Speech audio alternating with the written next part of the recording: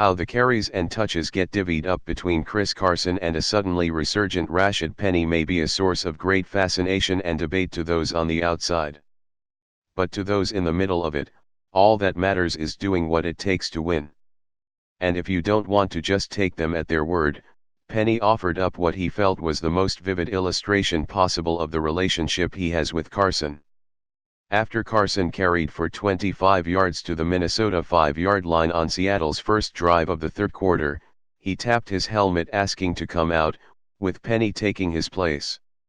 No matter that he might be giving up the honor of scoring a touchdown. Penny then got the ball on the next 2 plays, scoring from 1 yard out to help spark Seattle's 37-30 win that put the Seahawks in first place in the NFC West. "I was surprised. Carson actually told me to come in at the 1-yard line," Penny said. "Because I'm not the 1-yard running back. But that shows you how much he cares and how much love there is between me and him."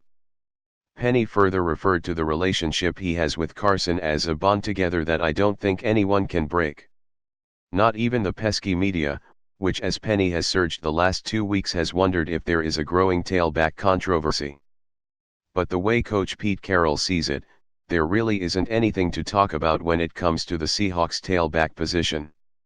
All that matters, he says, is that Seattle has 2 healthy, productive players at the spot as the season is hitting the stretch drive.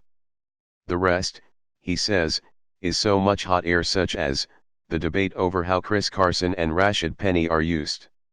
"You guys keep asking me," Carroll said to reporters following Seattle's 37-30 win over the Vikings on Monday night. "But there's no plan on this one.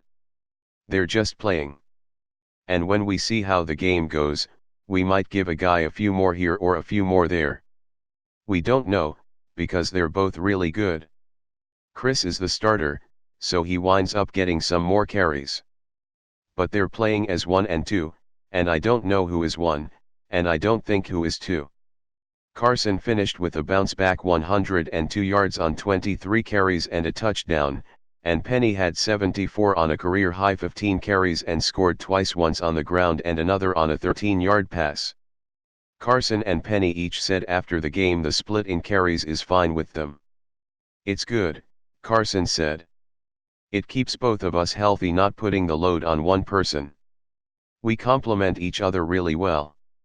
It's good to see that. We have 2 different running styles, so it keeps the defense on their toes. They don't know what to expect." Lockett still ailing.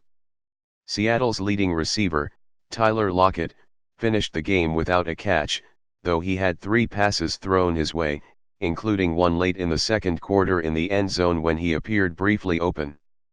He has just 1 catch in the past 2 games after suffering a shin contusion against San Francisco.